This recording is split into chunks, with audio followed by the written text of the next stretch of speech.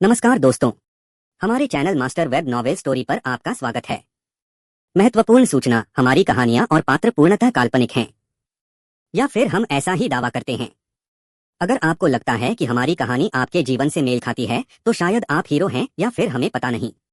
हमारा उद्देश्य आपको हंसाना, रुलाना और कभी कभी तो सोचने पर मजबूर करना। अगर आपको हमारी कहानियां पसंद आती हैं, तो हमें लाइक और सब्सक्राइब करना न भूलें। आपत्ति और शिकायत, अगर आपको लगता है कि हमारी कहानी से आपकी भावनाएं आहत हुई हैं, तो हमें बताएं। हम आपको एक बड़ा सा माफी मांगेंगे और शायद एक चॉकलेट भी भेजेंगे। तो क्या आप तैयार हैं हमारी कहानियों का आनंद लेने के लिए? तो लाइक, सब्सक्राइब और कमेंट करना न भूलें। आपके एक लाइक और कमेंट से हमें नए वीडियो बनाने की प्रेरणा मिलती है। धन्यवाद, और हमें उम्मीद है कि आपको हमारी कहानियां पसंद आएंगी। अध्याय 1 आगमन। रेतीली जमीन पर सूरज की तपिश पड़ रही थी और उसकी किरणें सूखी सूखी धरती पर शैतानी अंदाज में नाच रही थीं। कीड़े कोड़े गर्मी में खुशी से अपने किलकारी भरे गीत गा रहे थे। सूखे जंगल में सरपीली टूटी फूटी डामर, सड़क के किनारे घास और छोटी छोटी झाड़ियां बिखरे हुए झुरमुटों में उगी हुई थीं।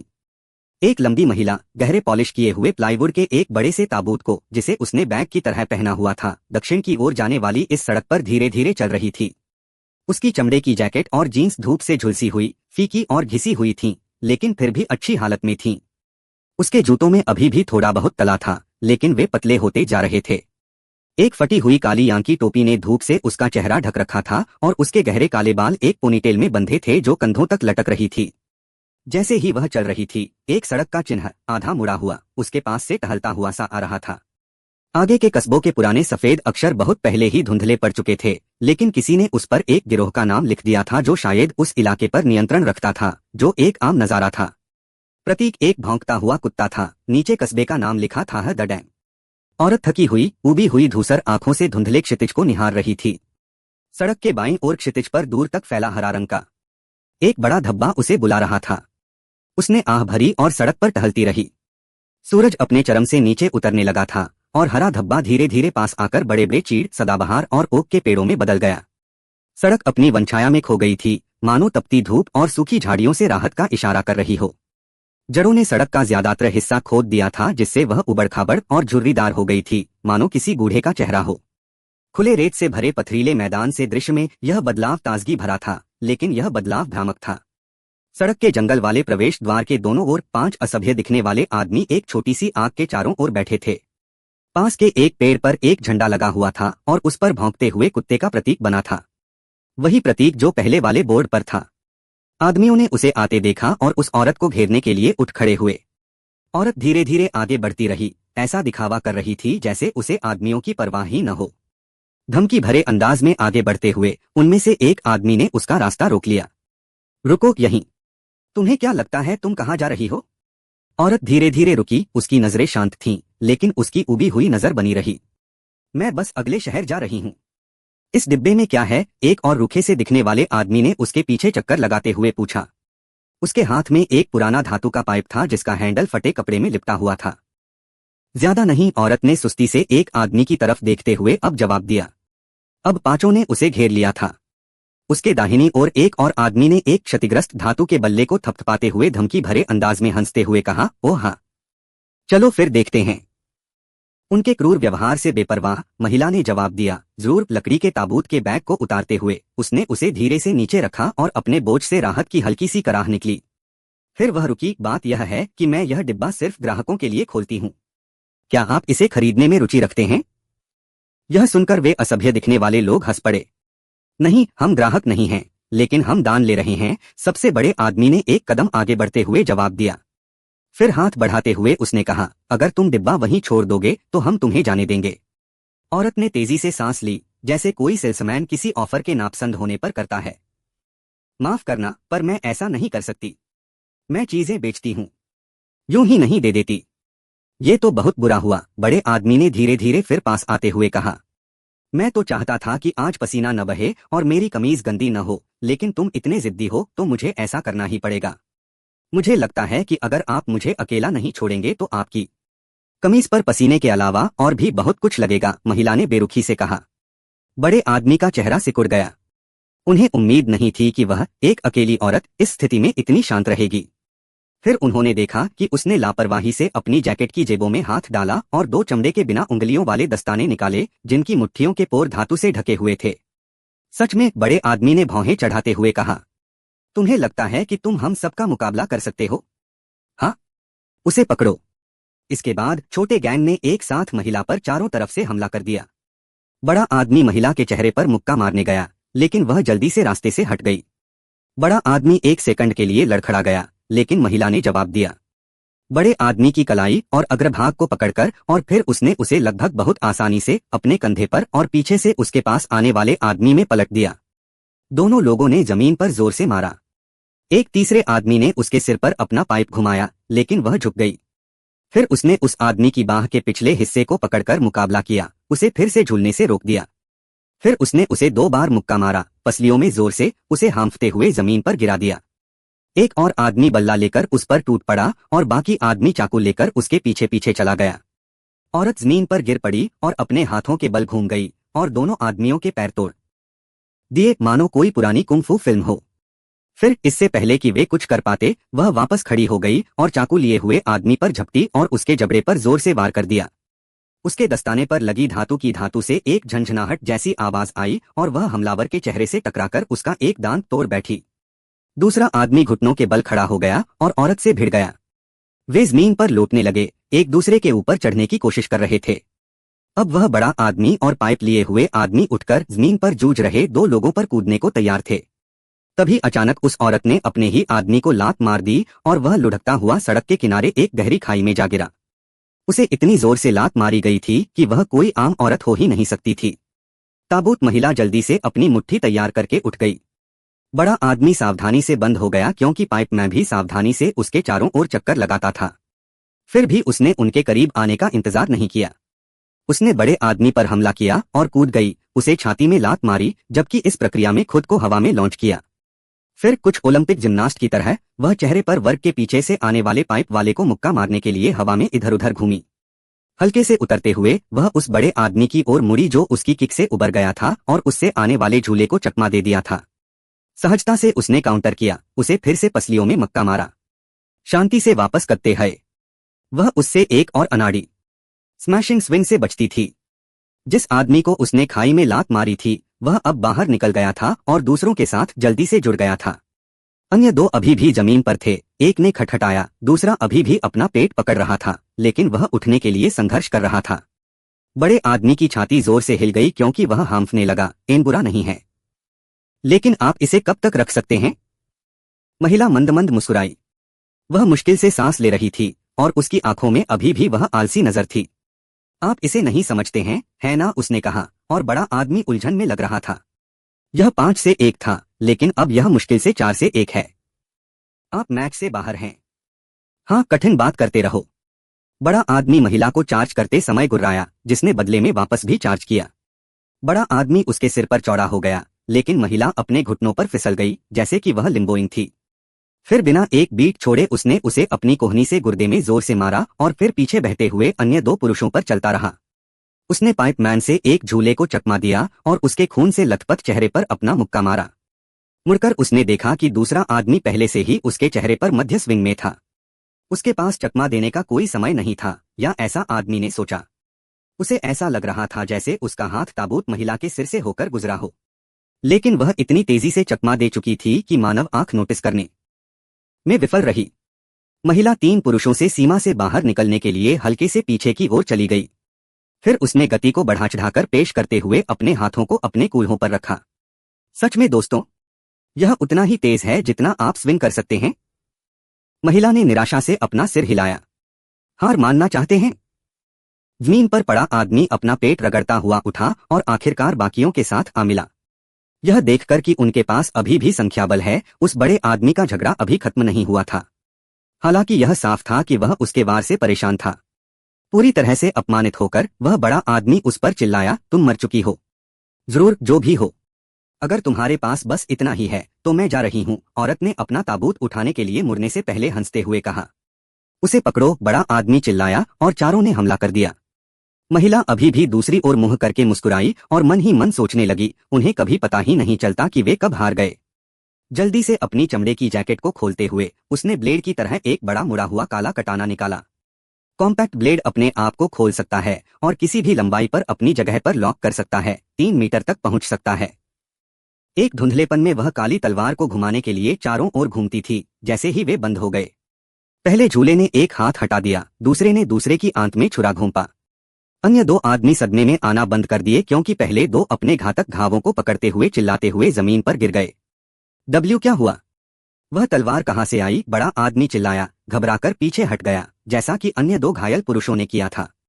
महिला ने लापरवाही से अपने ब्लेड से खून बहाया क्योंकि उसने जवाब दिया, इससे कोई फर्क नहीं पड़ता कि यह कहां से आया है। मैंने तुमसे कहा था, तुम मैच से बाहर हो। एक कदम आगे बढ़ते हुए उसने उस आदमी को पकड़ लिया जिसका हाथ काट दिया गया था बालों से और उसका गला काट दिया। हर समय अन्य शेष पुरुषों को ठंडे स्वर में घूरते रहे। वे सभी स्तब्ध थे और जबरदस्त निर्दयी हत्या से अपनी जगह पर जड़े जमा चुके थे। हकलाते हुए बड़े आदमी ने अपने मृत साथियों को अपने चेहरे पर स्पष्ट रूप से चिपके हुए आतंक के साथ देखा। एल देखो मिस, हमें खेद है, हम तुम्हें अकेला छोड़ देंगे। नहीं, बहुत देर हो चुकी है। महिला ने उनकी ओर एक धमकी भरा कदम उठाते हुए उपहास किया। WY, बड़ा आदमी चिल्लाया क्योंकि उसका ब्लेड मारा गया था। कुछ समय बीत चुका था जब उसकी आंखें खुल गईं। सूरज पहले से ही डूब रहा था और जंगल धीरे धीरे अंधेरा हो रहा था। वह बैठने लगा, लेकिन उसके चेहरे पर एक झटकेदार दर्द था। तब उसे याद आया, वह महिला थी जिससे वे सभी लड़ रहे थे। वह पूरे रास्ते बैठ गया, अपने जबड़े को कोमलता से रगड़ रहा था जबकि चारों ओर देख रहा था। बकवास, एक दांत खो दिया। वह अपने मुंह में छेद महसूस करते हुए जोर से बड़बड़ाया। ओह, ऐसा लगता है कि आप अंत में जाग गए हैं। किसी ने उसके ऊपर से फोन किया। ऊपर देखने पर एक पेड़ से एक काली छाया उछल पड़ी। यह पहले से ताबूत महिला थी। तैयार अपनी मुट्ठी के साथ कूदते हुए वह चिल्लाया, अरे तुम कौन हो और अन्य कहाँ हैं? मैं सिर्फ एक व्यापारी हूं जो सामान का व्यापार करना चाहता हूं। दूसरों के लिए ठीक है। वे अब आसपास नहीं हैं। महिला ने अंगूठे से उसके पीछे इशारा करते हुए जवाब दिया। उस आदमी ने उसके पास से देखा और सूर्यास्त की लाल रोशनी में काले पूल में पड़े 4 गतिहीन शरीर देखे। क्या हुआ? क्या वे मर चुके हैं?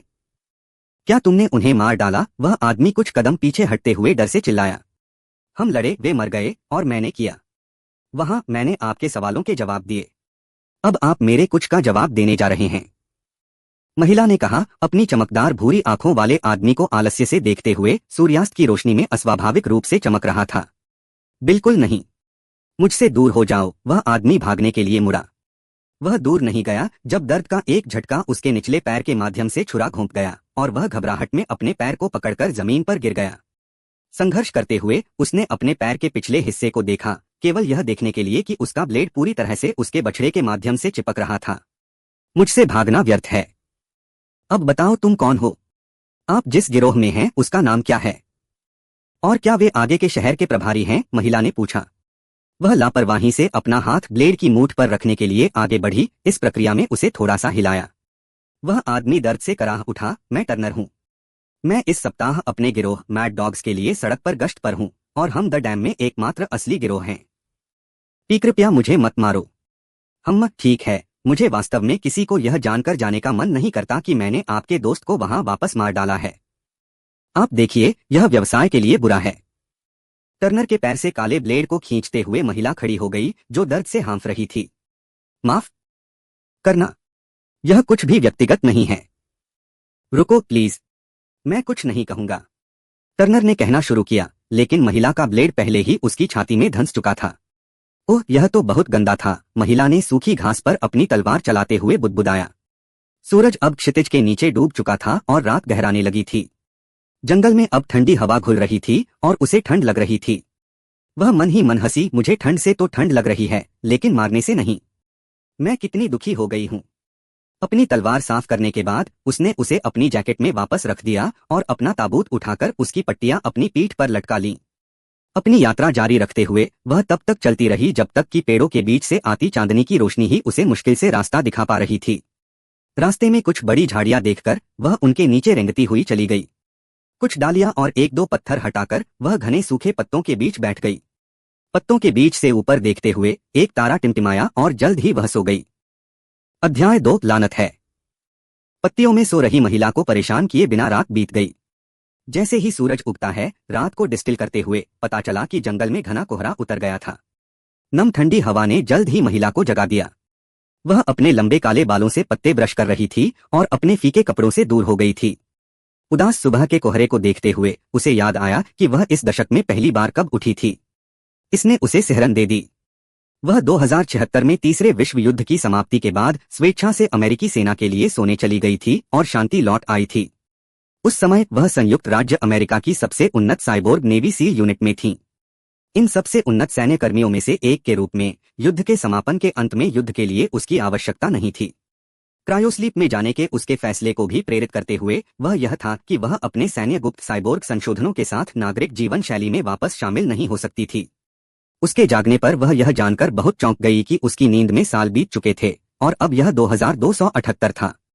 जिस समय उसे यहाँ से हजारों मील दूर सैन्य अड्डे में क्रायोजेनिक नींद से रिहा किया गया था, उस समय उसकी दृष्टि धुंधली हो गई थी। उसने उस भ्रम और भय को याद किया जिसने उसे ठीक होने की शुरुआत में घेर लिया था। उसकी एक बार की मांसल काया काफी कमजोर हो गई थी और उसके अधिकांश साइबरनेटिक शरीर के अंगों को आधुनिक समय के साथ पकड़ने के लिए एक बड़े बदलाव की आवश्यकता थी।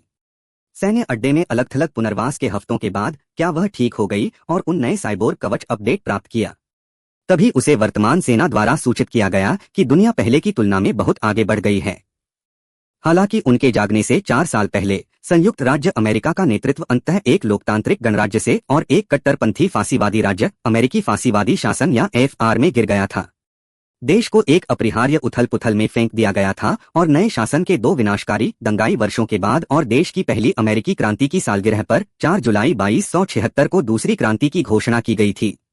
उनके क्रायोजेनिक कार्यक्रम को पिछले सरकारी नेताओं द्वारा नजरअंदाज कर दिया गया था और यह कई रोबोटिक प्रोग्रामिंग और बड़े पैमाने पर उत्पादन सफलताओं के उदय के कारण था।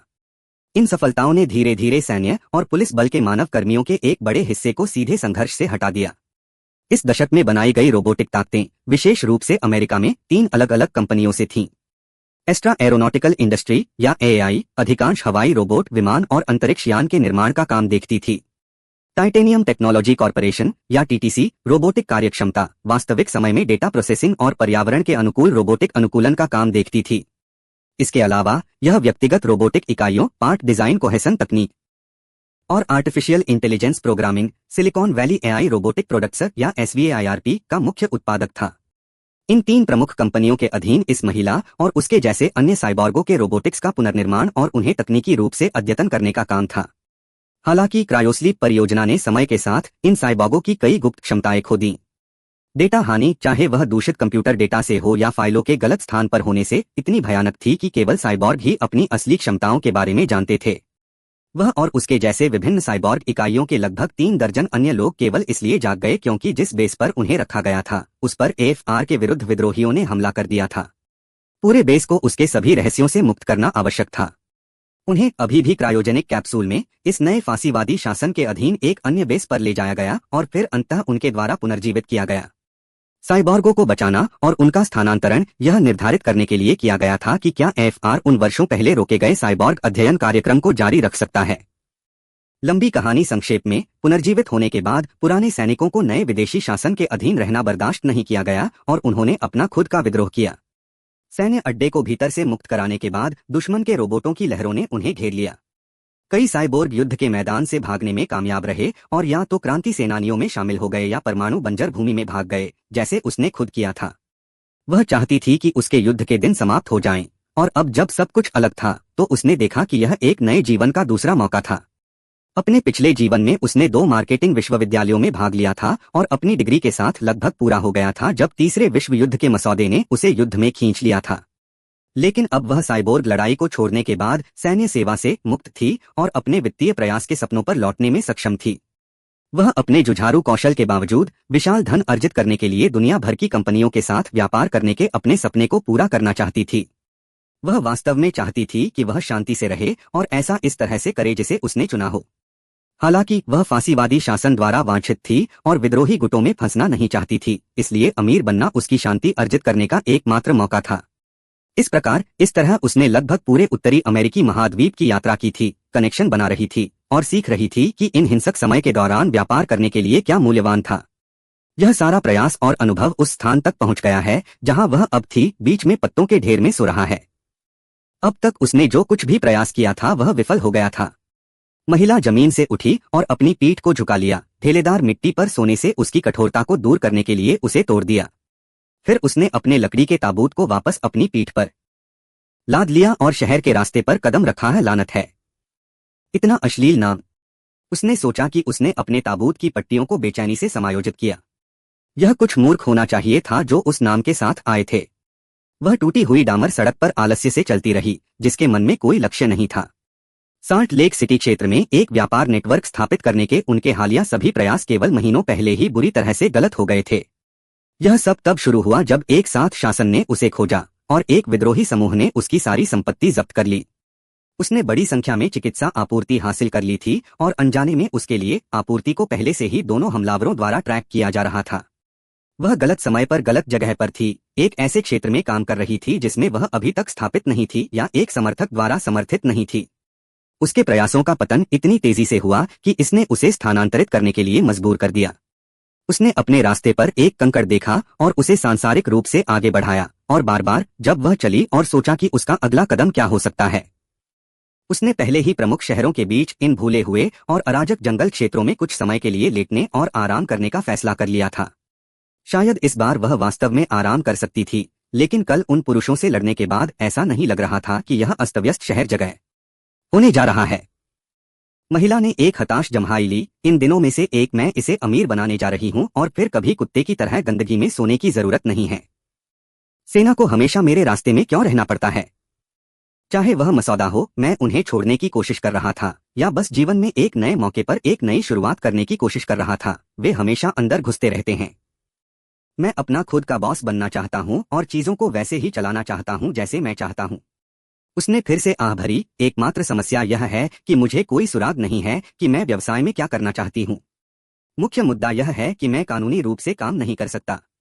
मैं एक वांछित महिला हूँ और मुझे किसी भी तरह से गुप्त रूप से पैसा कमाने की जरूरत है। सुबह का कोहरा अब तक काफी पतला हो गया था और सूरज की किरणें अब ऊपर की ओर गर्म चमक रही थीं। जंगल भी अचानक समाप्त हो गया था और उसने खुद को अब किसी सूखे खेत के साथ चलते हुए पाया।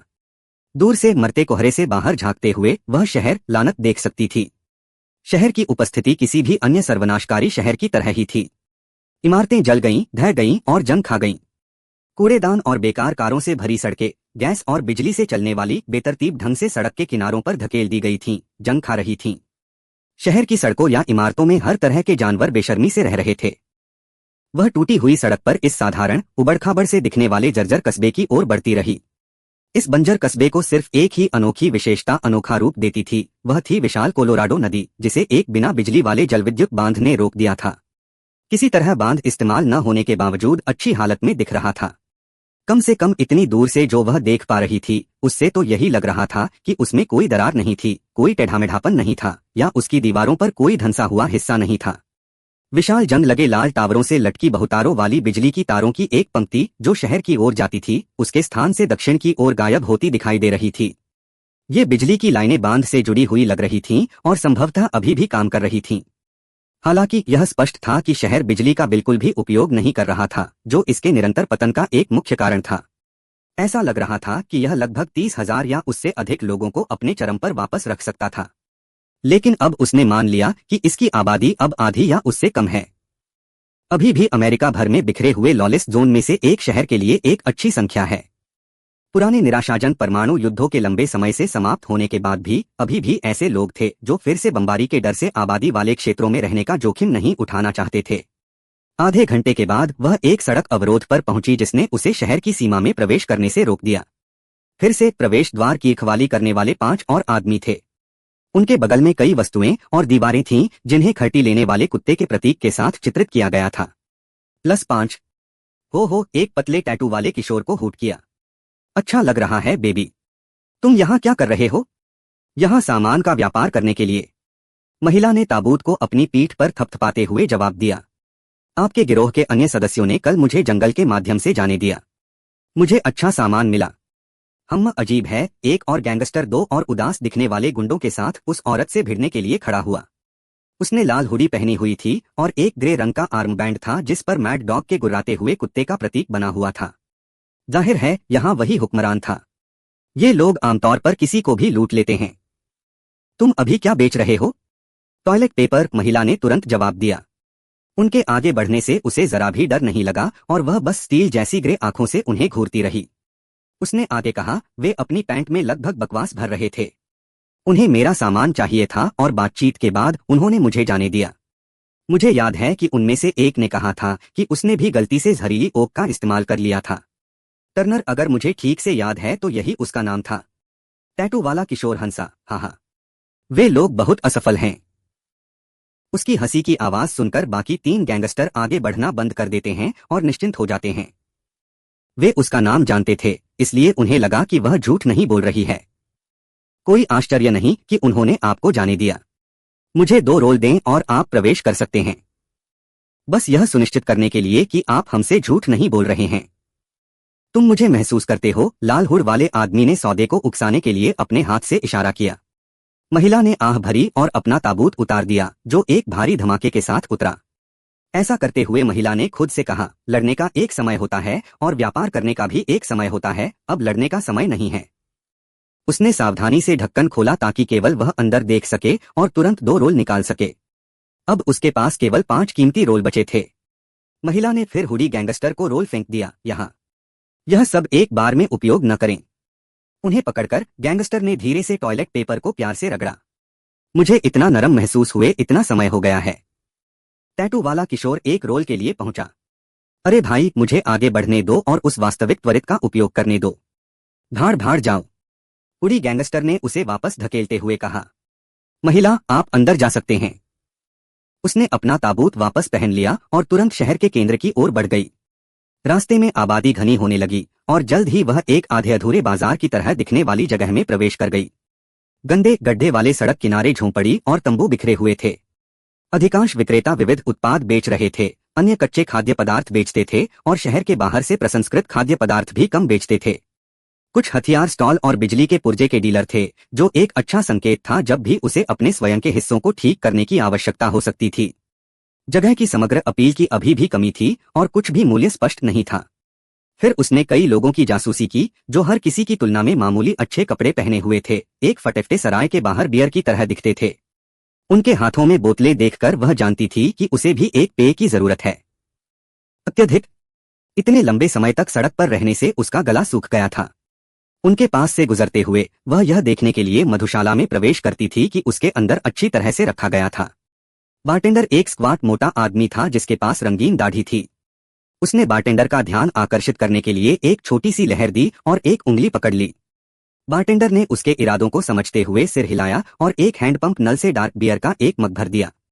उसे बार में बैठने के लिए मजबूर किया गया क्योंकि अधिकांश बूथ पहले से ही नियमित रूप से नाश्ता करने वाले लोगों के साथ व्यस्त थे। उसने अपना ताबूत सिर्फ इस तरह रखा कि कहीं कोई चोर उसके आसपास लेने में दिलचस्पी न हो। उसने अपना पहला मग ही समाप्त किया था कि अचानक बाहर से नशे में धुत हंसी का विस्फोट हुआ। प्यास से घूंटते हुए उसने अपने दूसरे मग के किनारे के पीछे से बाहर के दयनीय दृश्य को देखा। सीधे कीचड़ से सने लाल बालों वाली एक छोटी बच्ची को एक गहरे गड्ढे में धकेल दिया गया था और अपराधी उस पर पानी छिड़कने के लिए गड्ढे में लात मार रहे थे। लड़की 13-14 साल से ज्यादा की नहीं रही होगी और बहुत दुबली पतली लग रही थी। वह गड्ढे में दुबकी हुई रो रही थी और खुद को बचाने में असमर्थ थी। महिला बस यही मान रही थी कि लड़की बेघर होगी या कम से कम कुपोषित होगी। औरत ने कंधे उचका दिए और मुंह फेरने ही वाली थी। इस तरह की घटना कोई खास नहीं थी, लेकिन अचानक लड़की की नजर उससे मिल गई। लड़की की गहरी हरी आंखें औरत से मदद की गुहार लगा रही थीं। उन दयनीय आंखों को नकारना बहुत कठिन था। ठीक है, मैं तुम्हारी मदद करूंगी, उसने कुछ सिक्के काउंटर पर पटकते हुए बुदबुदाया और उठने के लिए मुड़ी। बेहतर होगा कि इसे रहने ही दें, मिस, बारटेंडर ने मग को हाथ में रगड़ते हुए कहा। ये पागल कुत्ते जैसे गुंडे हैं, ये समझदार नहीं हो सकते। उसने अपना हाथ ऊपर की ओर लहराया क्योंकि वह घटना की ओर बढ़ रही थी, यह संकेत देते हुए कि उसे परवाह नहीं है। वह कुछ मुखों का शिकार करने जा रही थी। एक बार शांत चेहरे पर एक दृश्यमान मुस्कान आ गई। बदमाशों से लड़ना हमेशा सबसे अच्छा था।